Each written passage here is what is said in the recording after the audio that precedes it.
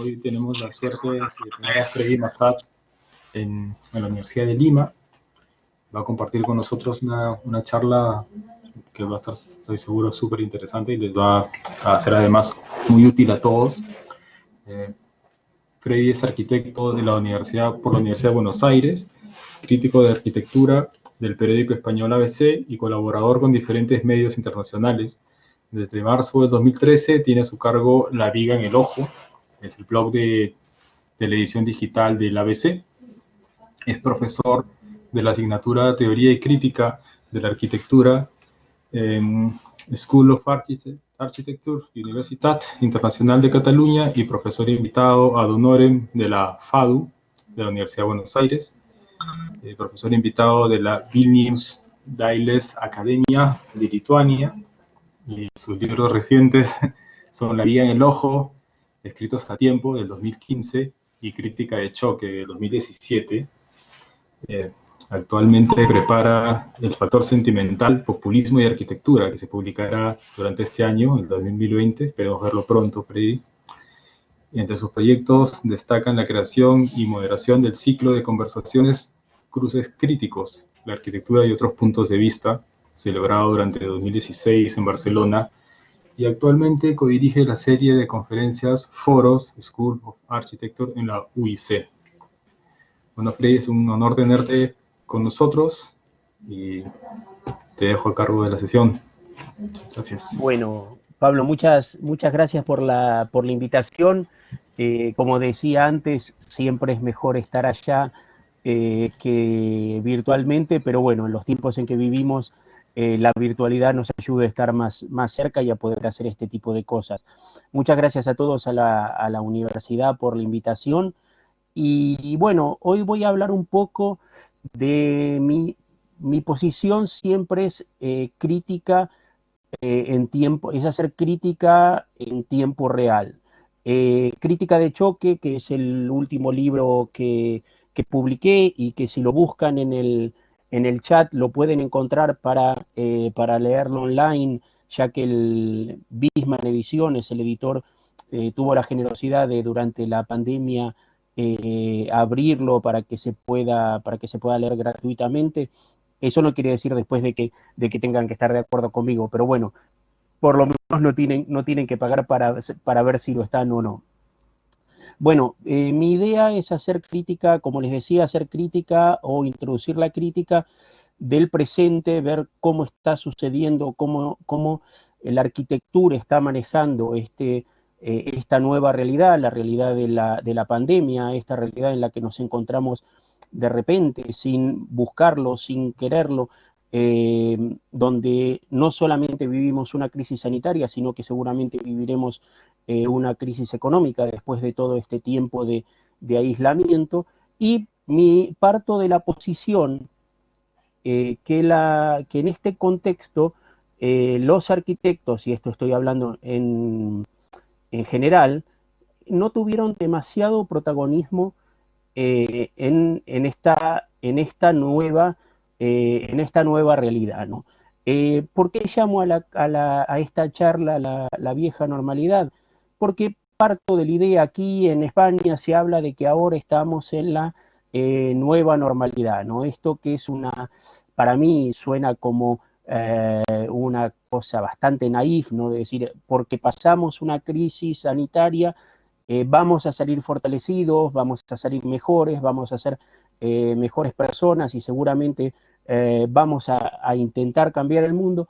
Mi punto de vista sobre esto es bastante pesimista y, como les decía, viendo la profesión de los arquitectos en general, que tendrían que haber sido protagonistas, ya que nosotros nos encerramos en nuestras propias casas, que dependemos de los hospitales, que dependemos de los geriátricos, los arquitectos tendrían, y que la ciudad es un lugar donde todo esto transcurre, los arquitectos tuvieron una posición casi irrelevante, ¿no? La arquitectura, según mi punto de vista, pasó a ocupar un segundo plano. En la televisión vimos infectólogos, políticos, economistas, pero casi no sé si en Perú, pero aquí los arquitectos brillaron por su ausencia. No importaba a la sociedad no le importaba la posición de los arquitectos dentro de esta crisis. Yo creo que nuestra posición como profesión era importante por lo que les decía antes, ¿no? Porque formamos parte de esta sociedad, porque podríamos haber previsto que pudieran pasar cosas como estas, porque de nuevo, vivimos en una sociedad sin ningún tipo de memoria, ¿no? Esto ya sucedió muchas otras veces. Parece que somos los primeros en este concepto adanista de sociedad, ¿no? O sea, somos siempre como el primer hombre en la tierra, ¿no? El primer hombre o mujer en la tierra. No tenemos, parece que todo lo que estamos viviendo lo estamos viviendo por primera vez.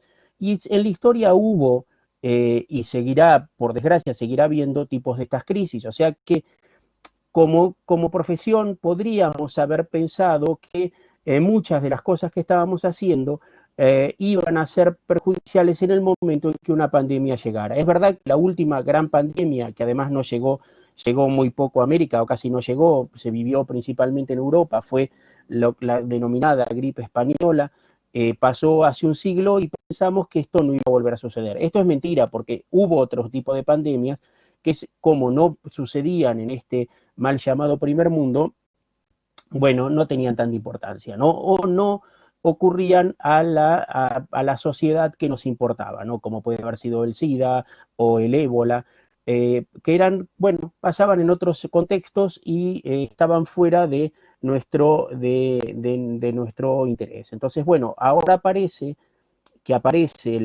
el coronavirus y que el mundo, que de esta pandemia, de este momento de impas, va a surgir una especie de nuevo hombre. Yo parto de la posición de que esto no va a ser así y digo en un texto que escribí hace unas semanas atrás, que mientras tanto, mientras pasamos esta pandemia, Norman Foster flota en un unicornio multicolor en su piscina, en su pileta, en su casa, ¿no? Como que esto es una metáfora, no se lo tomen en serio, no es que piense que Norman Foster no le interesó lo que sucedió en la pandemia, más adelante lo vamos a ver, pero veo a este arquitecto que lo personalizo, Norman Foster, pero que pueden ponerle cualquier otro nombre, flotando en su unicornio multicolor en su piscina. O sea, no importa lo que está pasando afuera, la arquitectura sigue en sus esquemas mentales, en su pensamiento, y ahora sí surgen opiniones de que debemos preocuparnos por la pandemia, como antes debíamos preocuparnos por el cambio climático, como antes debíamos preocuparnos por la sostenibilidad, pero es todo como demasiado forzado, ¿no? No hay una idea realmente fuerte de qué perseguimos o qué podemos cambiar o qué podemos aportar a la sociedad. Y quería empezar con esta frase, o sea, con esta frase que dice, que es de Goethe, de Johann Goethe, en Los sufrimientos traducido al castellano, en la novela como Los sufrimientos del joven Werther, donde dice, y mi excelente amigo, en este pequeño asunto he vuelto a comprobar que los malentendidos y la pereza causan más extravíos en este mundo que la astucia y la perversidad. Y al menos estas dos últimas cosas ciertamente son más raras. O sea, ¿qué quiere decir con esta frase? Que la estupidez, la pereza, los malos entendidos son mucho peores que la propia maldad. ¿Por qué? Porque la maldad es mucho más sofisticada, es mucho más rara, ¿no? Esta idea de que muchas de las cosas que hacemos, las hacemos por esto, por pereza, por malos entendidos, por tontería, es cierto. Y primero, antes de empezar a hablar del mundo post pandemia o el mundo que está viviendo durante la pandemia, me gustaría mostrarle algunas imágenes que grafican un poco la realidad en la que estamos viviendo, ¿no? Esta sociedad narcisista del selfie, esta es una imagen de Barcelona de hace menos de un año, cuando Barcelona se estaba incendiando en la crisis que provocó el independentismo. Una pareja se decide hacer un selfie, ¿no? Un selfie mostrando que la ciudad se está incendiando. O sea, vivimos en una ciudad tan en una sociedad tan narcisa, tan ombliguista, tan que se mira para adentro, que es más importante esta cultura del selfie, es importante retratarlo, contarlo, más que realmente estar cambiando las cosas. O sea, quizá estos dos individuos estaban ahí solamente para decir el día de mañana, yo estuve ahí, incendié Barcelona y además me saqué una foto, ¿no?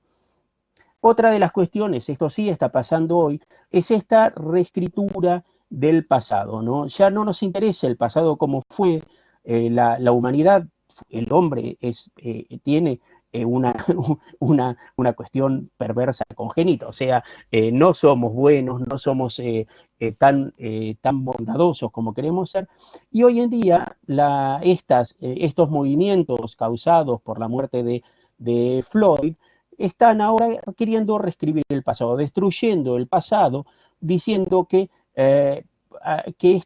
estos supuestos héroes, que estas estatuas, que en realidad no están representando más que eso, el carácter de la estatua, la de Colón o la de cualquier otro, ahora se transforman en una especie de perversos malvados y es necesario sacarlos de nuestra propia historia. O sea, la historia existió, pasó, fuimos esclavistas, los españoles fueron a América y destruyeron todo lo que pudieron destruir y también crearon una cultura de la que nacimos todos nosotros o gran parte de nosotros, pero la historia existió, o sea, no podemos negar la historia ni borrarla porque la historia fue como fue o fue como los hechos marcan que fue, o sea que derribando estatuas y queriendo cambiar esa historia no vamos a hacer nada.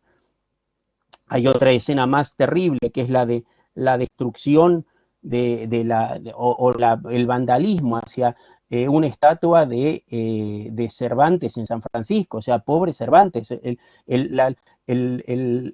escritor máximo de la literatura en castellano, vandalizado porque es el símbolo del colonialismo, porque hoy se entiende como símbolo del colonialismo español en América. Es perverso, es una situación completamente perversa de pensar que podemos borrar de un plumazo la historia, empezar de nuevo y pensar que nada de lo que hicimos sucedió. Otra de las cuestiones que pasaban en estos días es la cancelación por parte de HBO de lo que el viento se llevó. Ahora se ve que no la cancelaron, que no la sacaron de su catálogo, sino que te explican que, bueno, que la película es un poco mala con los negros y los trata un poco de tontos, pero que bueno, que era el tiempo en el que... Y obviamente no podemos medir con cánones del presente lo que ocurrió en el pasado, y aunque sea que haya ocurrido 70 años atrás, o sea, no podemos pensar que con la mentalidad presente se puede leer la historia. La historia sucedió, está escrita, somos humanos y en esa cuestión de nuestra complejidad humana vivimos, nuestro presente, ¿no?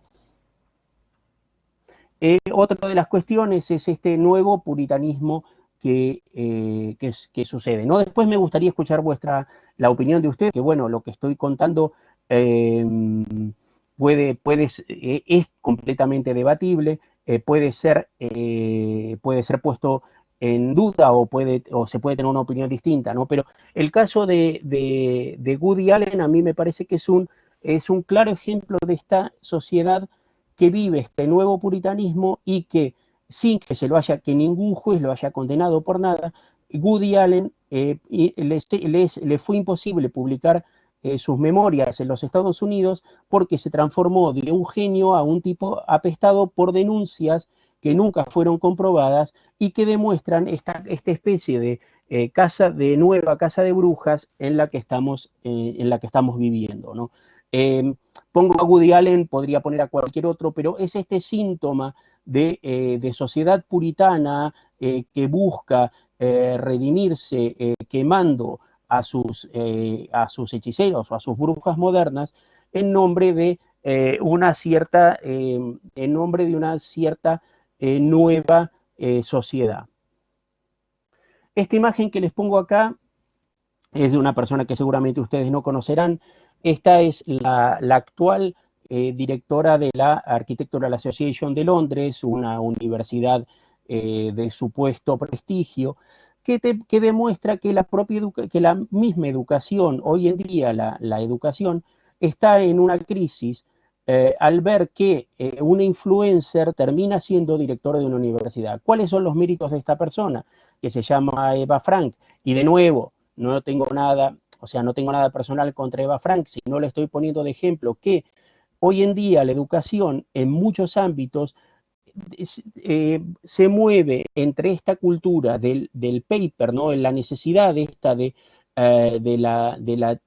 la titulitis y esta idea del espectáculo, ¿no? Esta idea de que para captar alumnos o para tener o para tener un cierto recorrido mediático, es necesario poner a una persona sin ningún bagaje académico a dirigir una universidad que lo que hace o lo que hacía cuando era directora del Storefront de Nueva York era mostrar cómo se disfrazaba, ¿no? El mundo en manos del narcisismo de los selfies, de esta cuestión del mundo de los influencers, y por último, el mundo en manos de este grupo de gente alegre, positiva, que en realidad no llega a nada, ¿no? Esta es una imagen de un arquitecto que se llama Bjarke Ingels, que seguramente todos ustedes conocerán, festejando el San Valentín. Bjarke Ingels tiene tiene todo el derecho del mundo a festejar el San Valentín en Times Square de Nueva York como le dé la gana, pero Ingels, a mi modo de entender, resume esta personalidad de nuevo, que todo lo festeja, que todo lo celebra, esta sociedad cada vez más idiotizada y falta de peso intelectual que nos está invadiendo. Y en este contexto aparece el populismo.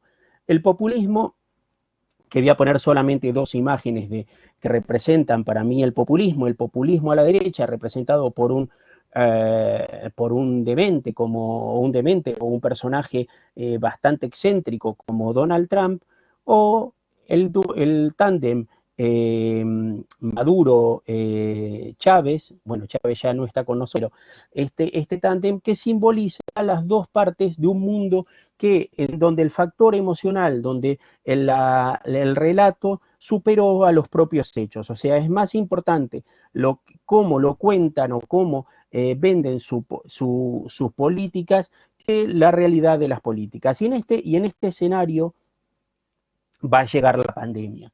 La pandemia que, como les decía, no es la primera vez, y espero que no, pero no va a ser la última vez que llegue al mundo. O sea, habíamos pensado que éramos tan modernos y tan autosuficientes que la pandemia no podía llegarnos, ¿no? Yo a veces pienso que vivimos como en un mundo a dos velocidades, ¿no?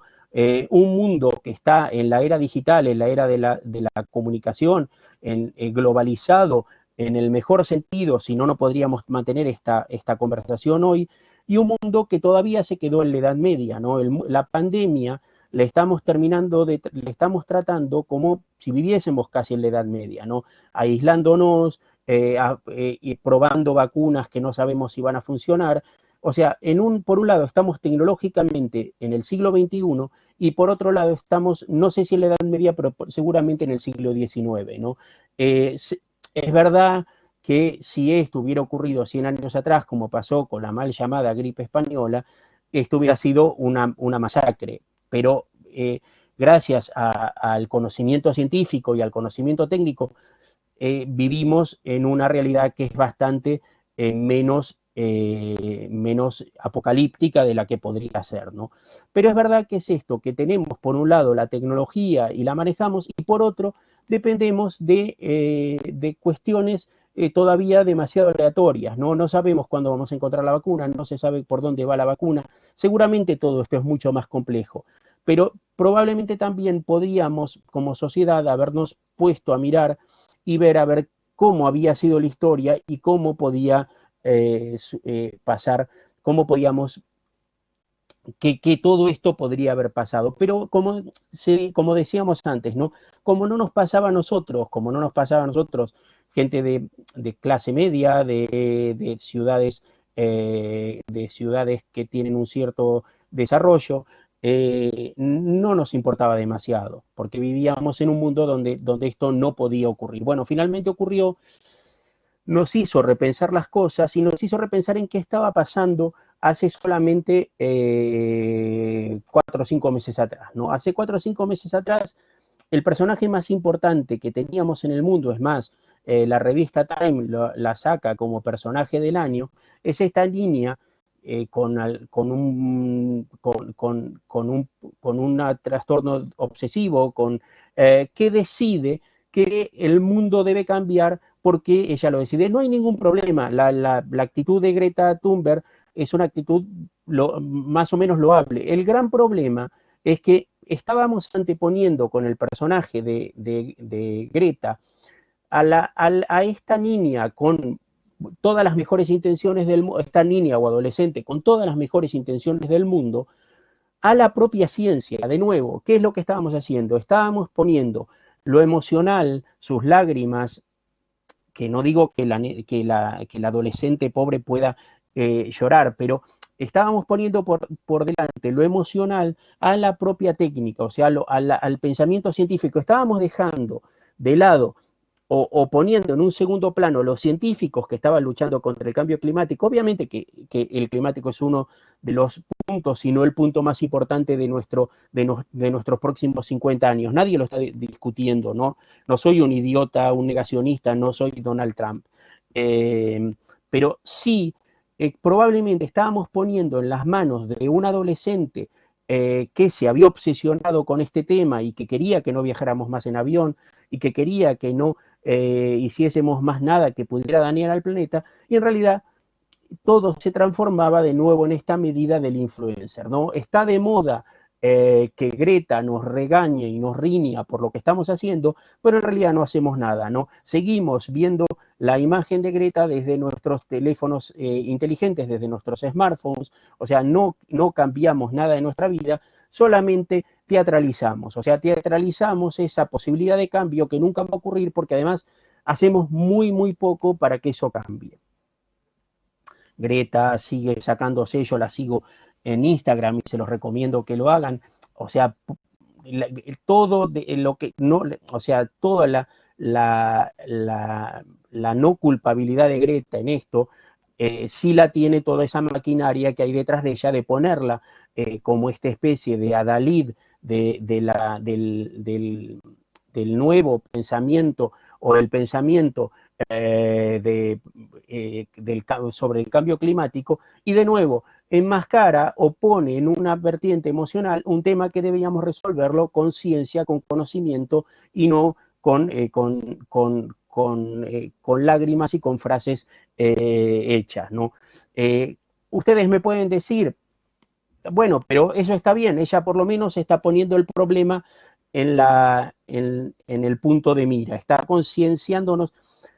Y yo respondería, después lo podemos discutir en el debate, bueno, en el turno de preguntas y respuestas, y yo respondería, ¿y no será que con esto en realidad estamos enmascarando que los grandes productores de dióxido de carbono están en China y no lo queremos mirar? O sea, poniendo o echando la bronca al ciudadano común, que lo único que hace es intentar contaminar lo menos posible, no se está sacando el punto de vista a los que realmente están provocando la contaminación. O sea, siempre vamos a poner un objetivo donde en realidad tendríamos que repensar si el factor Greta, y pongo de nuevo, no tengo nada en contra de la pobre adolescente, sino que ese factor Greta nos está haciendo olvidarnos que tenemos realmente un problema.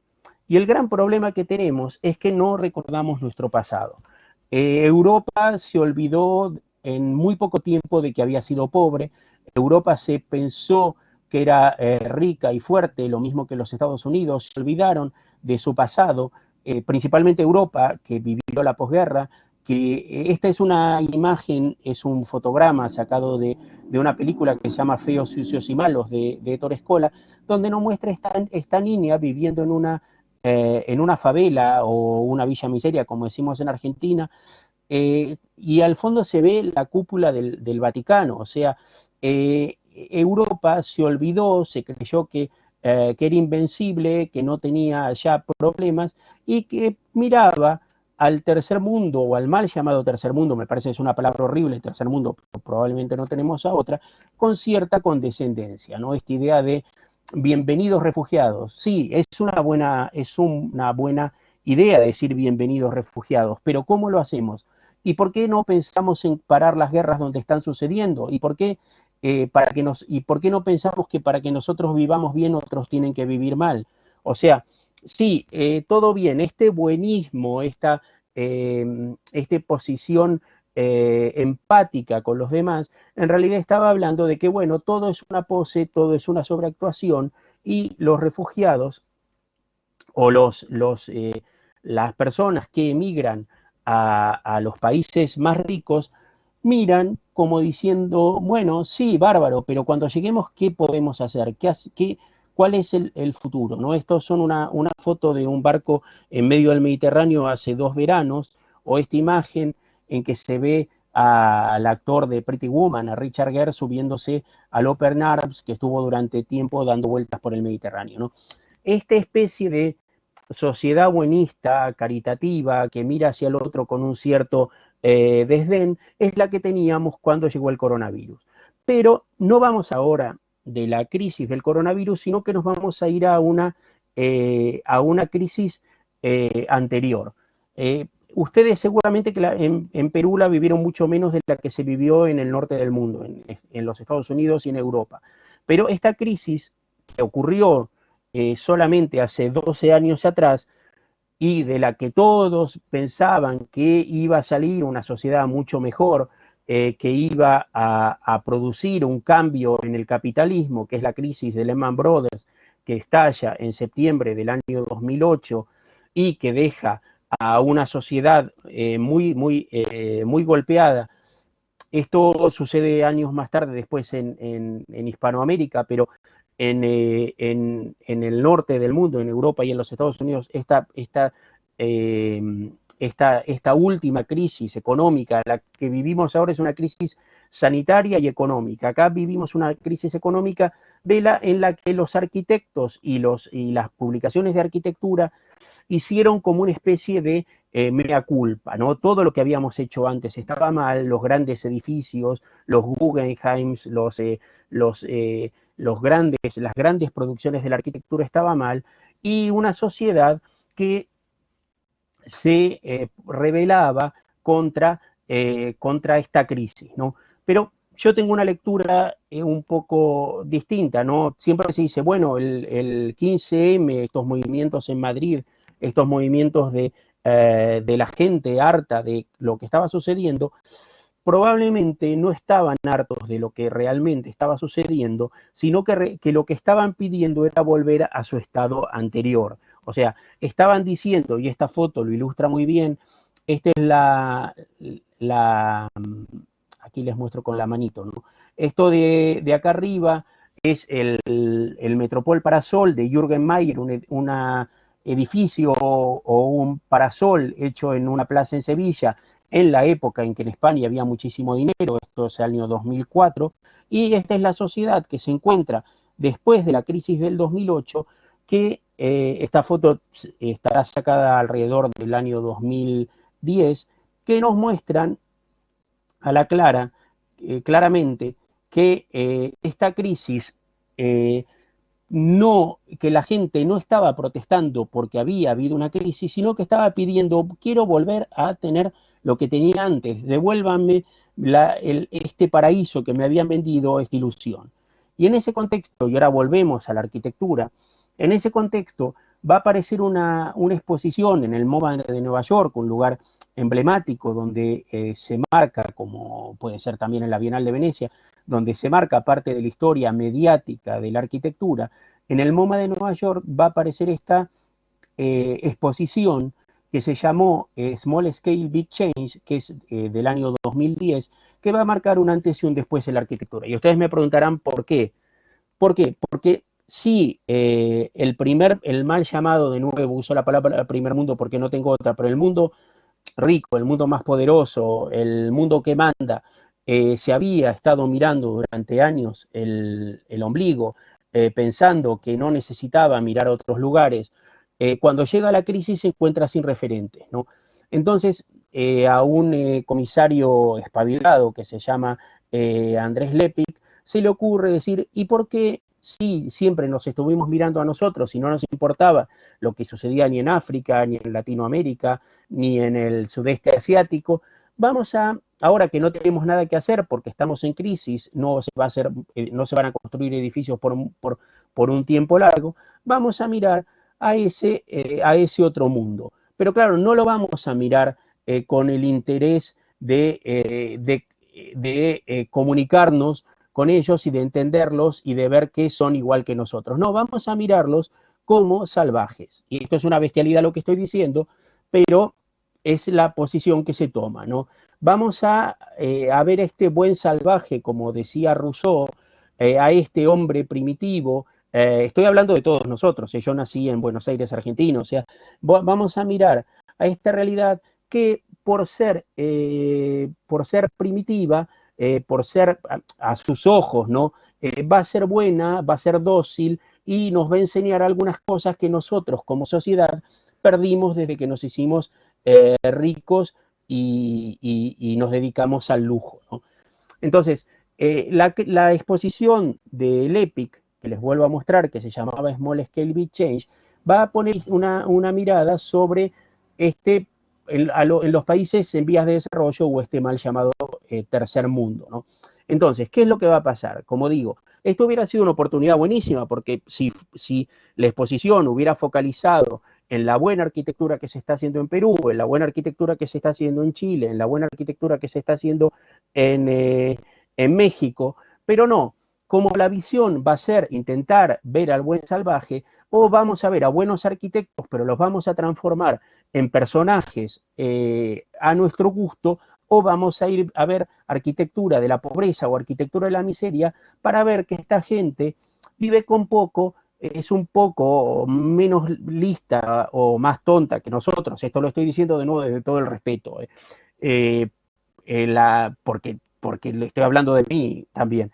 Entonces va a ir a encontrar a esta gente a la que nunca se le había dado oportunidad, a la que no salía en las revistas, a la que no importaba, y entre ellos van a encontrar un arquitecto muy bueno, un arquitecto de Burkina Faso, que se llama Francis Queré, y va a pasar a ser el personaje del buen salvaje. Si quieren, busquen, cuando terminemos la charla, ahora no, si quieren buscarlo ahora también, busquen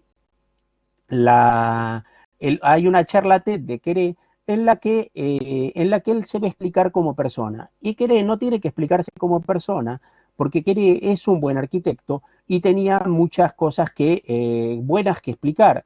Pero Queré se va a transformar en este personaje, donde ya lo van a ver en la charla TED, él va a contar su vida, cómo salió de la pobreza, cómo salió de la aldea, seguramente es un relato inventado, cómo salió de la aldea y cómo se construyó como arquitecto.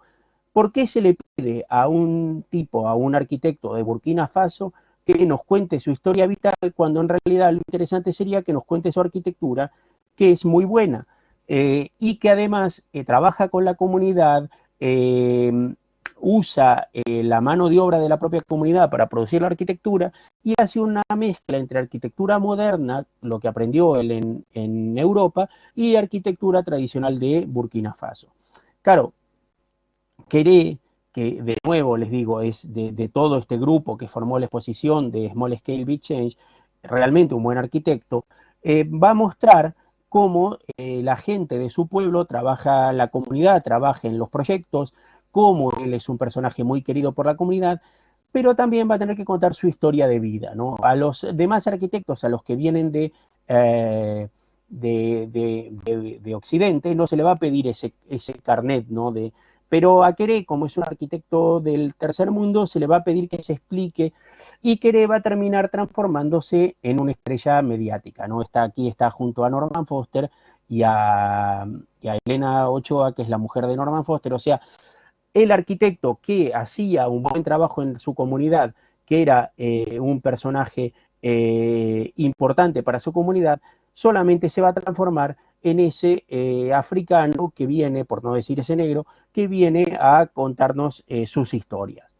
Claro, en esta oportunidad perdida que fue esta mirada hacia otros mundos desde el centro hacia la periferia, se va a buscar esta idea de lo precario, ¿no? Esta imagen de Vivian Westwood en un basurero va a mostrar este amor o esta necesidad de mostrar o de transformar en fashion o en interesante o en lo precario, ¿no? Y en este contexto van a empezar a surgir un montón de arquitectos, algunos mejores, otros peores, algunos muy malos, como alguno que le voy a mostrar ahora, que van a vender esta idea de, bueno, nosotros tenemos una posición de privilegio, vamos a ayudar al primer mundo. Este que aparece es un tal Cameron Sinclair que crea una fundación que se llama Architecture for Humanity y dice que donde haya un desastre él lo va a ir a curar,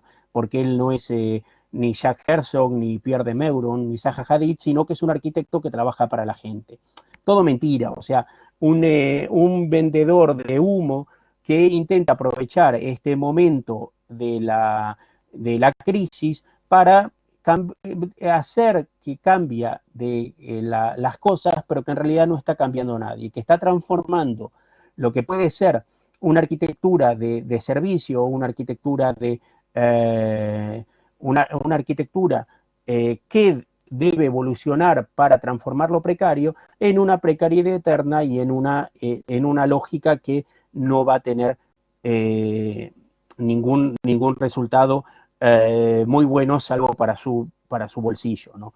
Otro de estos que nacen en o sea, existía mucho antes, Solano Benítez, el arquitecto paraguayo, pero otro de los que Europa o que estas publicaciones o que el mundo mediático va a comprar como uno de los redentores, y él además se va a vestir de esta especie de redentor. A mí me contaba que él se sentía en una entrevista que él quería ser como el Papa Francisco, ¿no? Un personaje influyente dentro de la sociedad, y podría haberse quedado con que es un buen arquitecto en Paraguay, y eso no es ningún desprestigio, o sea, puede ser un buen arquitecto, pero no, él se había sentido, esta palabra horrible, ¿no?, que se dice ahora, empoderado, para pensar de que desde la arquitectura, con su discurso, podía cambiar el mundo.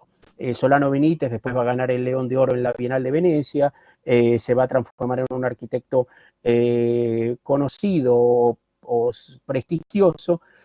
Otra de los personajes que va a aparecer en ese momento, que está en la exposición del MoMA, es una arquitecta alemana, austríaca, que se llama Anna Heringer, que va a hacer un buen trabajo con la comunidad, pero de nuevo, se va a tener una posición casi obsesiva, paternalista con la comunidad a la que va a servir. O sea, de nuevo, en lugar de intentar cambiar la realidad, le ponemos algunos parches y hacemos que la realidad nos sirva a nosotros. Y en último lugar, de los que le voy a mostrar, pero pueden buscar que hay muchos más que surgen en este momento, hay un dúo noruego que hace de su profesión casi una profesión de Instagramer, si existe el palabra, ¿no? Ellos ayudan, van al sudeste asiático, ayudan, y lo primero que hacen es sacar una foto para colgarla en Instagram. O sea, doy una mano, me hago famoso, y de paso lo cuelgo en Instagram para que mi fama sea creciente. O sea, no hay realmente en ninguno de ellos, quizá en Queré un poco más, pero no hay en ninguno de ellos una voluntad real de cambio. O sea,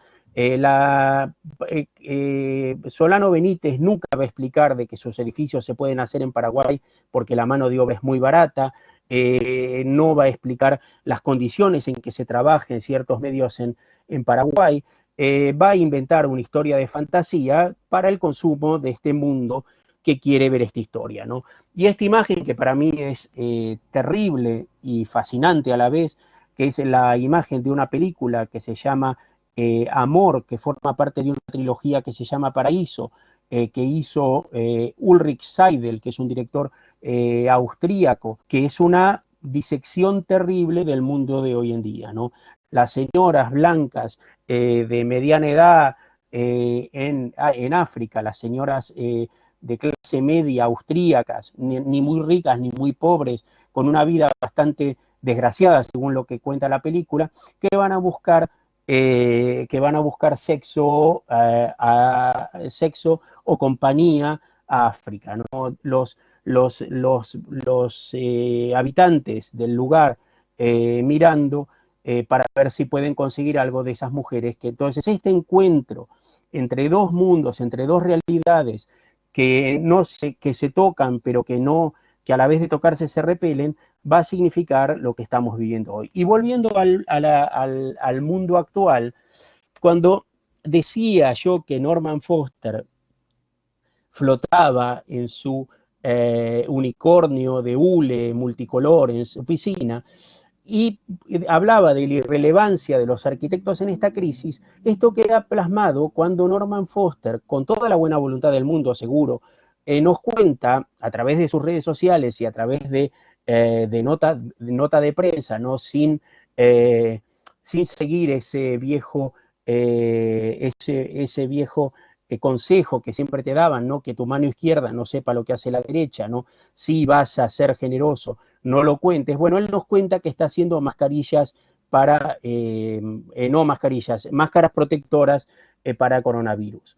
Es verdad que es una posición que está bien, o sea, si él tiene las máquinas de impresión en 3D y quiere usarlas para ayudar en un momento de crisis, está bien, pero no debería la arquitectura ayudar de otra forma. Está bien, ayuda de una forma, nos lo cuenta, nos lo refriega, nos dice que lo está haciendo, o sea, soy bueno y se los cuento, pero la verdad, no es la posición de los arquitectos otra, o el lugar de los arquitectos otra, generando espacios, creando hospitales, que solamente diciendo, bueno, tengo las máquinas de impresión en 3D, tengo a la gente del estudio que no puede trabajar porque quizá los proyectos se quedaron parados en los primeros días de la pandemia, entonces lo pongo a hacer máscaras protectoras.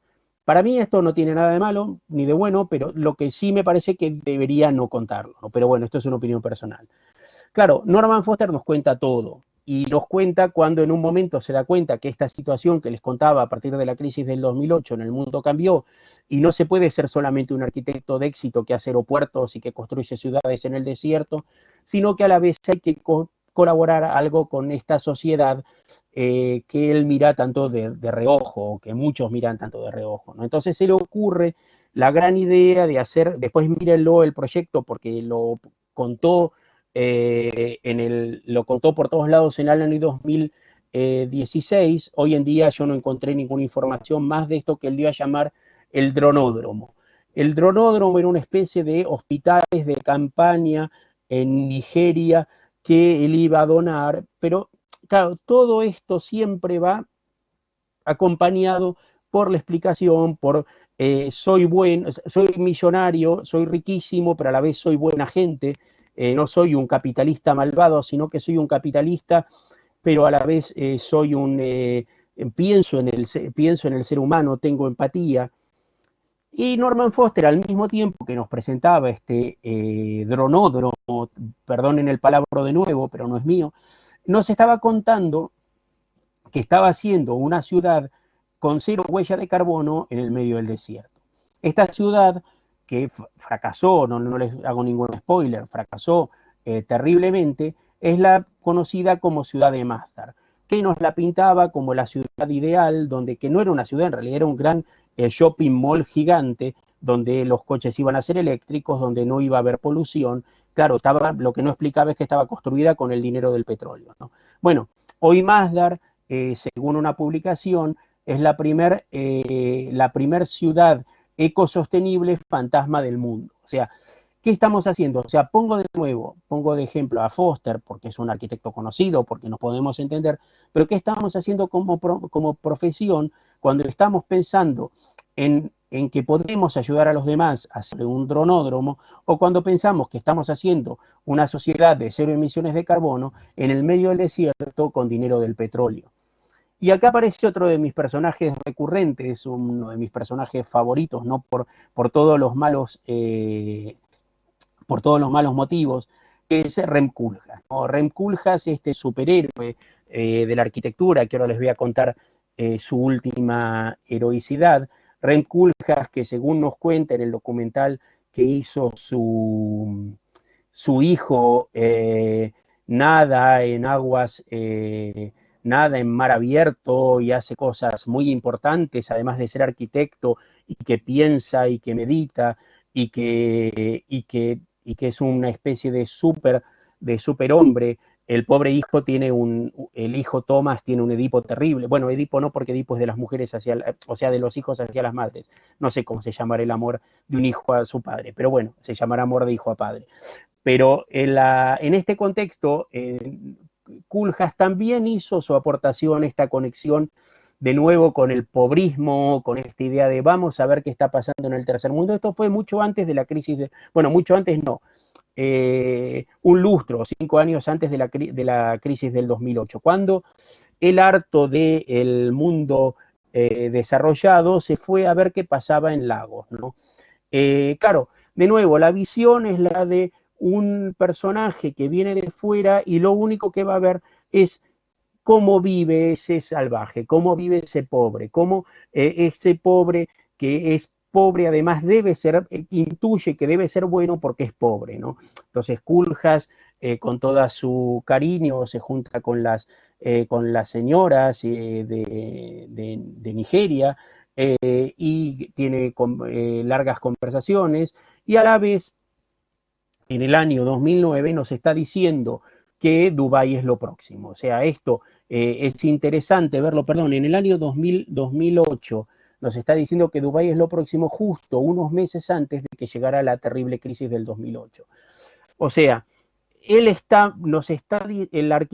arquitecto Koolhaas, idolatrado por muchos de los arquitectos, de nuevo, de una manera poco racional, muchas veces emotiva, nos estaba contando que el futuro era Dubái cuando la economía se iba a ir al garete y íbamos a perder toda esta perspectiva. Hoy, Koolhaas, y esto es el motivo de por qué vengo hasta acá con Rem Koolhaas o Koolhaas, es porque 3 semanas antes de que se decretara la pandemia en Occidente, en Europa y en América digo en toda América, no en los Estados Unidos, de que nos confinaran a todos, a ustedes todavía los tienen confinados, o sea que estamos un poco más libres. Antes de que nos confinaran a todos, en el día, creo que fue el 19 de febrero de este año, a Koolhaas se le ocurre decir que lo próximo es campo, ¿no? El descubre que se hartó de las ciudades y de pergeñar sobre la ciudad, el espacio basura, sobre la ciudad, sobre pensar en Nueva York como la ciudad, o pensar en los países árabes como el futuro, y decide ahora y quiere poner de moda como un influencer que el campo es lo próximo. Y entonces decide y le vende al Guggenheim de Nueva York que el campo es lo próximo. ¿Qué es lo que tiene de interesante esto que sucede con la exposición de Koolhaas? Que 3 semanas después de haber sido inaugurada, hablando sobre el futuro del campo, llega la pandemia, llega el coronavirus y hace que la exposición se cierre. Entonces, ¿qué lección o qué lectura nos puede dejar esto? Es que los arquitectos estábamos pensando en otra cosa cuando llegó el coronavirus. Sí, Koolhaas, este papa, este prohombre, este prócer de la arquitectura, nos estaba diciendo de que el campo era lo próximo, y llega una pandemia y nos encierra a todos en nuestra casa, y que ve que toda esta posición es una posición totalmente maniquea. No hay más que ver la imagen de Koolhaas mirándose a sí mismo en una foto, mirando el paisaje, o la tontería o la genialidad de colocar un tractor en la puerta del Guggenheim de Wright. Dice que qué despistados o qué perdidos que estábamos como profesión y como profesión, desde esta especie de inteligencia, si se puede decir, qué estábamos mirando, en qué estábamos pensando.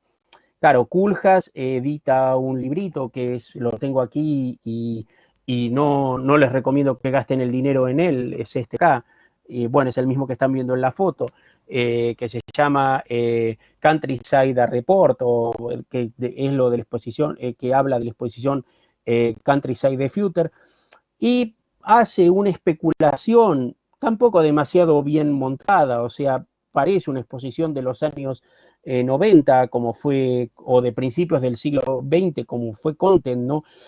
Mucha proclama, mucha pancarta, mucha supuesta ironía, ¿no? Poniendo a Stalin en un patinete moviéndose por la exposición, poca ideología, poca visión política, más allá de toques y hablando, poniendo de ejemplo a China como ejemplo de progreso, cuando no ponen en cuestión en ningún momento la dictadura que gobierna China. Este montaje, de nuevo, muy kulhasiano, nos hace ver o nos demuestra o nos deja claramente ver por dónde estaba, no sé si toda la profesión de los arquitectos, pero sí arquitectura mediática, ¿no? Esta arquitectura que muchas veces solamente en sí misma. Este mundo, esta es una imagen de Countryside the Future, este mundo en el que nos encontramos, nos va a llevar a la última parte de esta charla, por eso, si se estaban aburriendo ya no queda tanto, en que vamos a hablar de esta idea del que podría llamarse pobrismo, ¿no? Fascinación por lo precario que representa, seguramente magistralmente, la figura de Alejandro Aravena. ¿Y qué hubiera pasado si, o qué pasó cuando los postulados de Aravena se chocaron con la crisis sanitaria, ¿no? Aravena, no hace mucho tiempo, decía, las vastas favelas de ciudades como Río de Janeiro, sigue Freddy, me dice Diego Rodríguez. Está bien, Diego, sigo. Bueno, es amigo, por eso me lo dice.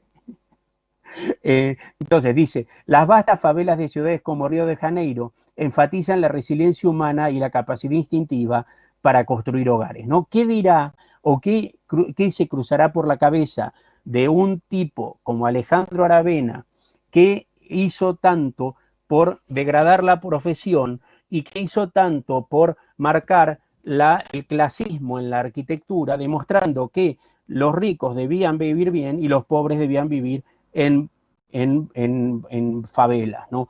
En lugar de proponer sanear los barrios pobres, sanear las favelas, él veía algo romántico, algo con mucha capacidad de crecimiento, en lugar de pensar realmente si se pusiera en la posición, o sea, ponerse en el lugar del otro y decir, a mí no me gustaría vivir ahí, ¿por qué estoy condenando al otro a vivir ahí? ¿Por qué? Porque parto de una mentalidad que fue muy que fue validada normalmente por la arquitectura, que era, bueno, el pobre vive como un pobre, puede vivir un poco mejor, un poco peor, pero sigue siendo un pobre. Entonces, ¿qué de esta frase que dice con ninguna ingenuidad Aravena hace 6 años o 5 o 4, ¿qué puede pensarse hoy cuando el virus llegó y lo principal, y los principales focos y los principales lugares donde el virus se teme que ataque es en los barrios más pobres por el hacinamiento, por la falta de instalaciones de agua, por falta de instalaciones sanitarias y porque vive mucha gente en una sola vivienda, ¿no? Entonces, esta proclamación de, bueno, las favelas son el futuro, los pobres son el futuro, los pobres son buenos porque son pobres, los pobres son inocentes y yo tengo que ser paternalistamente bueno con los pobres, va a marcar a Aravena. Aravena, que es una figura completamente inventada por las revistas, o sea, Aravena existía antes de la crisis del 2008, la Quinta Monroy, que ahora les voy a mostrar, es del año 2003, 2004, o sea, Aravena ya había decidido ser un arquitecto del pueblo, supuestamente, o el arquitecto de la gente, antes de que llegara la crisis, pero Aravena estaba en el lugar indicado en el momento indicado. Se necesitaba un héroe del pueblo, un arquitecto populista como Aravena, para vender en las revistas del primer mundo. Y este es un claro ejemplo. Esto es la revista Icon, una revista de tendencias de Londres, de tendencias sobre arquitectura, que ponía a Aravena sin saber ni quién era en portada porque era un arquitecto chileno, o sea, pobre, mentira, ustedes saben que no es pobre, ni todos en los países en vías de desarrollo son pobres, o sea, es una lectura muy simplista, que si viene de Chile va a ser un pobre, un tipo que le cuesta vivir y es mentira. Entonces Aravena se va a poner como este nuevo héroe de la arquitectura social, cuando, de nuevo, como en el caso de Greta, en lugar de poner, de visionar la arquitectura para las clases bajas, va a poner un cortafuego, va a enmascarar esa posibilidad que en Latinoamérica, que en Hispanoamérica o que en Iberoamérica se venía dando desde hace mucho tiempo. O sea, hay una arquitectura social interesante y Aravena se va a poner delante de todo eso y lo va a tapar. También ustedes me pueden decir, bueno, por Aravena, como me dijeron muchas veces, ¿no? Aravena visibilizó el problema, mentira, Aravena lo confundió el problema. Y en esta revista, sin haber estado nunca el que escribe este artículo, porque después lo confiesa en un libro posterior que se llama Radical Cities, sin haber puesto nunca un pie en Chile, sin conocer Iquique, sin saber quién era Aravena, lo ponen como el arquitecto para miles de millones. O sea, están inventando una figura porque había la necesidad de ahora de desbancar a la Hadid, a los Herzog, a los Foster, a los Gehry, a los Star Architects y poner un nuevo panorama de Star Architects relacionados con la pobreza, porque el otro ya no vendía, o sea, no vendía revistas. Si en esta revista, en la tapa, hubieran puesto a Richard Rogers, no hubiera vendido porque era un arquitecto de otra época. En cambio, Aravena era como el arquitecto, el sudaca, y lo digo con toda la convicción porque soy sudaca, este sudaca que venía a contarnos la buena nueva desde Chile, falsamente un país pobre. Claro, esta nueva mitificación a partir de la crisis del 2008 de las favelas son lindas, son buenas, los pobres son felices porque son pobres, va a hacer que Aravena diga yo no me inspiro en los grandes arquitectos, sino en la sabiduría de las favelas y en los barrios marginales. Dice Alejandro Aravena, que en un portal que encontré por ahí, lo denominan el arquitecto de los pobres. Esto no lo digo yo, esto lo puse con cierta ironía. Entonces, Aravena nos va a explicar, todos ustedes ya seguramente conocen la historia, que él quería hacer unas viviendas de 80 metros cuadrados, pero tenía plata para hacer viviendas de 40 metros cuadrados, entonces dijo, hago la mitad de la casa y que la gente se la termine. Falso, eso, la idea de vivienda incremental existe en América desde los tiempos, bueno, desde mediados del siglo pasado como mínimo. Y ustedes tienen tome el ejemplo de Previ, diciendo Previ es mi ejemplo, todos ustedes seguramente conocen Previ, y él quiere hacer como una especie de Previ 2, pero se olvida que lo que está haciendo es un barrio de chabolas, un barrio marginal construido por un arquitecto. Esto no tendría nada de raro ni nada de malo si después con este desastre sin espacio público, con viviendas hacinadas, donde la gente en realidad se le vende el sueño de comprar estas viviendas para pasar a ser clase media, todo este engaño que genera Aravena y que créanme, en América, en América digo, hablo de América en general, no, porque no hablo de los Estados Unidos, hablo de nuestra América. En América se lo creyeron, pero aquí en Europa se transformó en una especie de santo laico, ¿no? Era San Aravena. Lo que pasa es que, y ahí nos encontramos con otro de los grandes problemas, es que en realidad los hechos estaban a mano, o sea, vivimos en una sociedad intercomunicada, vivimos en una sociedad de la transparencia, o sea, las fotos de la Quinta Monroy estaban en Facebook, estaban en Twitter, estaban colgadas en las redes, estaban colgadas en los portales, o sea, se podía ver que Aravena había hecho una porquería de lugar, pero quería creerse que esa porquería de lugar no era lo que era la realidad, sino que era el relato que nos contaba el propio Aravena. Ustedes ven esto y si no les dicen que son unas viviendas de un tipo que ganó el máximo premio de la arquitectura, piensan que esto es un barrio de de viviendas pobres, con todo la decencia que puede tener un barrio de viviendas pobres, pero no un barrio de viviendas pobres de pobres que fueron estafados por un tipo que les dijo que les iba a vender el sueño de la clase media y lo único que hacen es sobrevivir en unas casas muy, muy precarias, ¿no? Otro documental interesante para entender el fenómeno Aravena es uno que hicieron dos cineastas chilenas que se llama 74 metros cuadrados, que nos cuenta también de una cooperativa de vivienda principalmente dirigida por mujeres que consigue la plata para construir unas viviendas y el gobierno se las encarga a dedo a Aravena. El documental en ningún momento quiere ser crítico con Aravena, es más, yo creo que parte de un cierto respeto hacia el personaje, pero ha transcurrido a la construcción de las viviendas y cómo la gente empieza a vivir en ellas, se entiende que el tipo nunca habla de la participación de los habitantes, que es mentira, o sea, él impone sus reglas y las viviendas son realmente muy, muy malas. De nuevo, esto no tendría nada de malo si lo hubiera hecho un constructor el constructor de cualquier lugar.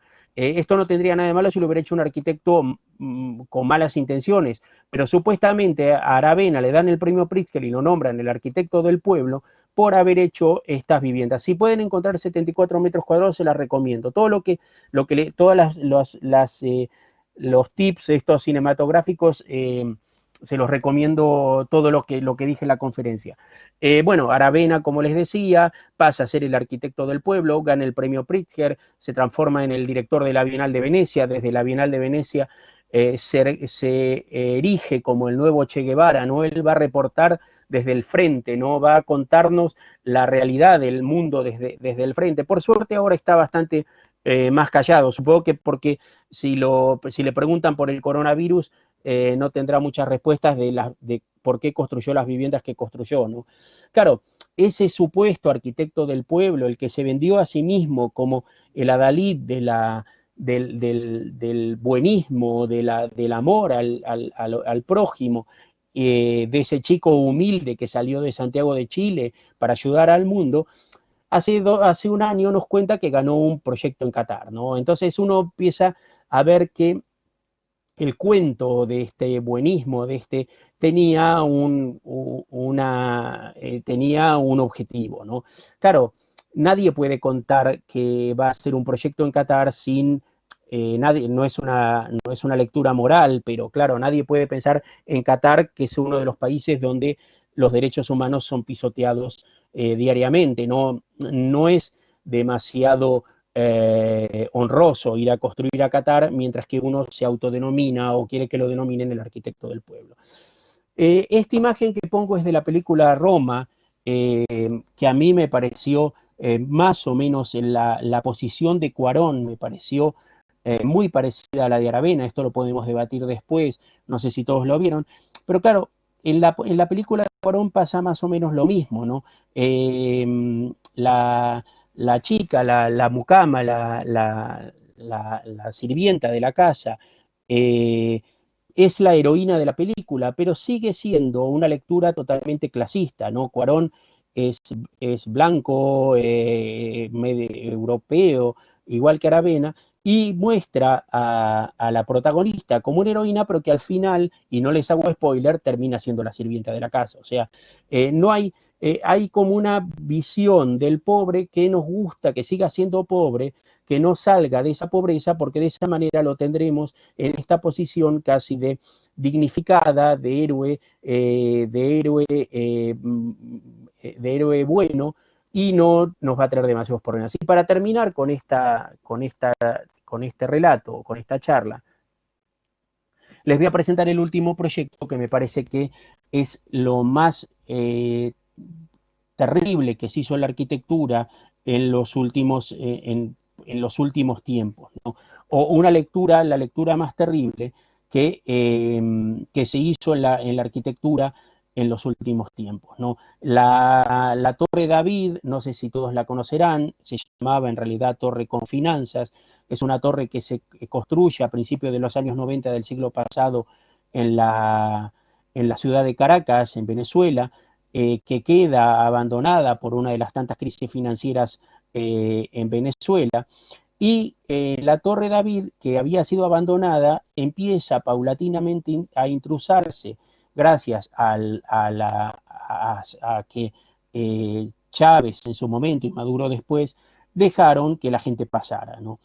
La Torre David es un ejemplo más de los miles, o la Torre con Finanzas. La Torre David lo llaman ellos porque el constructor es un tal David Brillenburg, justamente tío de uno de los que hace este proyecto. La Torre David es abandonada, es intrusada, como pasó en un montón de edificios en nuestros países, ¿no? En Argentina está el caso del albergue Warnes, que es intrusado durante mucho tiempo, que era un hospital que había construido Perón y que después es abandonado cuando Perón cae, cuando la Revolución Libertadora, el año 55. Bueno, no lo voy a aburrir con estos datos del siglo pasado a ustedes que son jóvenes, ¿no? Pero la Torre David es un fenómeno que pasa, pero hay un equipo, hay un grupo de gente que se lo toma como una especie de zoológico humano. Y me van a preguntar por qué.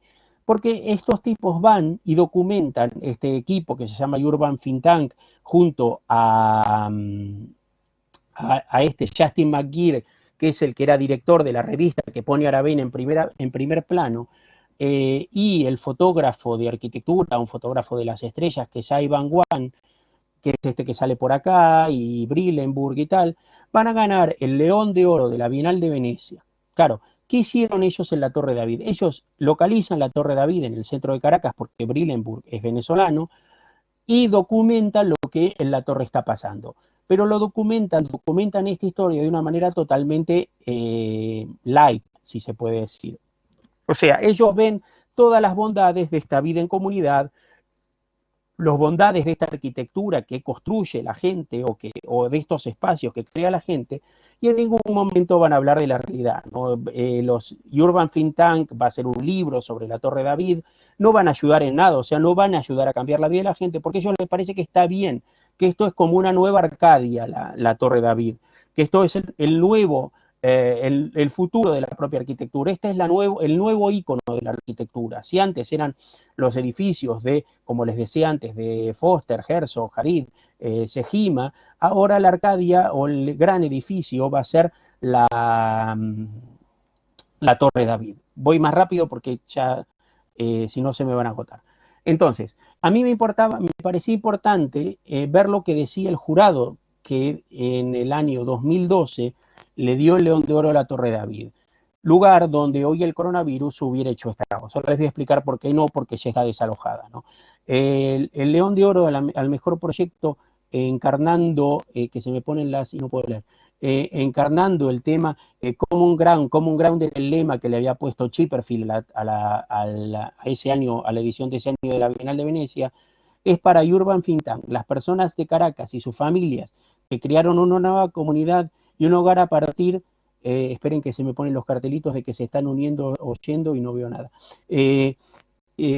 reconocer la fuerza, a partir de un edificio abandonado e inacabado. El jurado elogia a los arquitectos por reconocer la fuerza de este proyecto transformador, de una comunidad informal que creó una nueva, bla, bla, bla.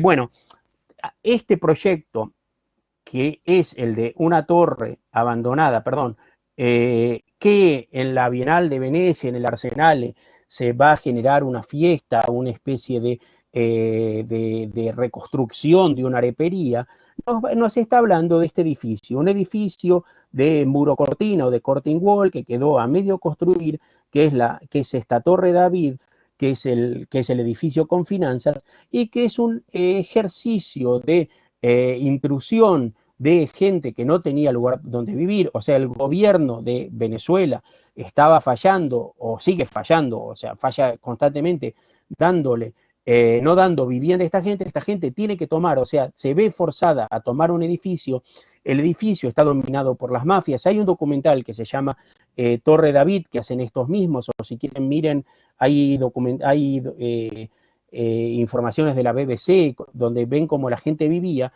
y esto lo van a transformar, como les decía antes. Si antes los íconos eran íconos de colores y de nuevos materiales y de tal, van a construir un ícono de la miseria en el futuro. Claro, Este fotógrafo, Ivan Wan, va a sacar estas fotos magníficas de la pobreza, esta estética, esta pornografía estética de la miseria, esta estetificación pornográfica de la miseria, y vamos a ver que la realidad es muy distinta. Como les contaba, la Torre David es desalojada hace ya unos 6 o 7 años.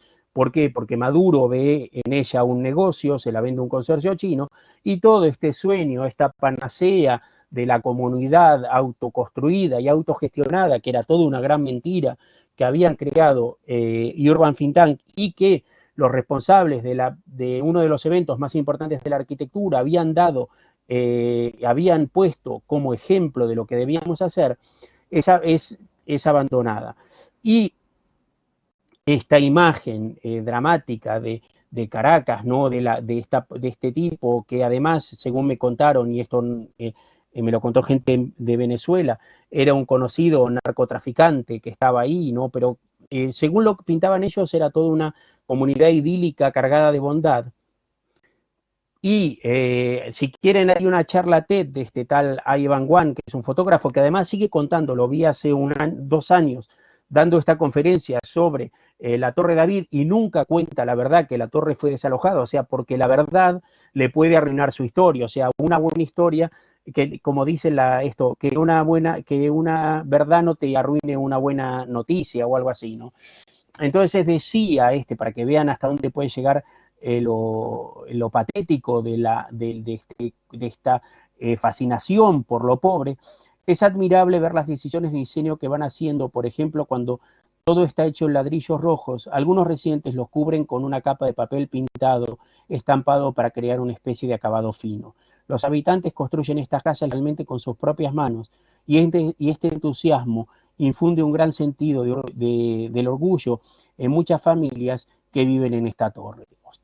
O sea, de nuevo, el otro debe ser así porque yo quiero verlo así, y lo veo como esa idea del buen salvaje. O sea, los pobres son buenos, los pobres tienen buenos sentimientos, y yo los miro desde una posición de superioridad, pero los pobres son buenos, ¿no? Esta imagen terrible de este tipo haciendo pesas con los contrapesos de los ascensores, con el paisaje de Caracas, y esta imagen del desalojo de la torre a manos de los militares de Maduro, cuando ya vieron que esta comunidad idílica no les era rentable. Y los dejo con una última frase que dijo hace un poco más de un mes Michel Houellebecq, una de las mentes creo que más claras de este momento, un tipo que está bordeando la locura, pero que habla con la mayor claridad de todos los intelectuales de este momento. Todas estas tendencias, de hecho, ya existían antes del coronavirus. Ahora únicamente se ha hecho patente de una nueva forma. Después del confinamiento no despertaremos en un mundo nuevo. Será el mismo o un poco peor. Muchas gracias. Bueno, esta es la última imagen en la que se ve al pobre estúpido crítico intentando luchar contra la realidad, y la realidad se pone en un pedestal y el crítico le quiere pegar con un matamoscas, ¿no? Muchas gracias a todos. Les dejo acá la imagen del último libro, que si lo ven en el chat lo pueden hojear y lo pueden leer en ISU. Y bueno, cuando tenga el libro nuevo ya iré a ver si rompemos con esto y nos podemos ver en vivo. Muchísimas gracias a todos. Y bueno, no sé quién tiene que entrar ahora para abrir el turno. Ah, bueno, me gusta lo de los aplausos virtuales también. Hola, Alejandra. Sí, muchísimas gracias por tu charla. Definitivamente en el ámbito académico no escuchamos muy seguido este tipo de charlas de crítica. Te agradecemos muchísimo. Vamos a abrir las preguntas. Espero que no se hayan escapado, después de esta perorata de una hora larga. No, acá están todos conectados, ¿no? Bueno, ahora se abre el debate. ¿Quién quiere hacer preguntas, inquietudes? Puede ser vía chat o pueden levantar la mano Sí, activar su micrófono. encantado si las hacen mejor, bueno, como quieran. A ver, Cristina Dreyfus. Hola Cristina, ¿qué tal? ¿Qué tal? ¿Cómo están, Freddy? Qué lindo Qué gusto verte saludarte. así como a la distancia, pero bueno, nos acercamos de algún modo. Yo tenía una pregunta que, claro, es un poco, entre comillas, profética, y por supuesto acaso lo podemos, no sé, elucubrar, pero así como se puso de moda el sur, siempre entre comillas, ¿no? Después de la crisis de del 8, ¿tú crees que va a pasar lo mismo con la arquitectura post-pandemia, que creo que finalmente termina siendo lo mismo, pero que va a venir como una especie de ola de arquitectos que van a aprovechar la coyuntura para empezar a figurar con soluciones post-pandemia? Yo creo que no hay que esperar a la post-pandemia. Yo creo que estando en la pandemia ya se están afilando los discursos para decir yo ya lo estaba previniendo, ¿no? Yo estaba construyendo pensando en la distancia social pero yo creo que a mí lo que más extrañeza me causa es la posición casi inexistente de los, o sea, sí, hay muchos arquitectos ahora que están diciendo, nosotros ya lo habíamos dicho, ya lo estábamos pensando, pero yo creo que nadie estaba trabajando o nadie que conozcamos estaba trabajando realmente pensando en que esto podía ocurrir, y ahora sí, ahora van a empezar a todos a pensar en la vivienda de la pospandemia, o ya lo están haciendo, o yo ya construía pensando en viajar menos y es esto, no, en realidad siempre llegamos un poco, para mí lo de Koolhaas, y no es que quiera meterme con él un poco más, pero me parece que muestra lo extraviados que estamos, ¿no? Un tipo montando en el Guggenheim una exposición sobre que hay que irse a vivir al campo y llega la pandemia y se la desmonta, o sea, le dice, esto no era el tema, no era el tema que había que hablar. No tenemos que tampoco ser brujos y pensar en cómo, o sea, no podemos prever el futuro muchas veces, esto creo que pocos lo podían, pero pero en todos los debates, no sé en Perú, pero acá no apareció nunca un arquitecto en la tele hablando. Está bien que la gente habla tonterías normalmente en la tele, ¿no? Pero, o por lo menos acá, pero no sé, la arquitectura se transformó en irrelevante y ahora es lo que decís, van a empezar y ya aparecieron.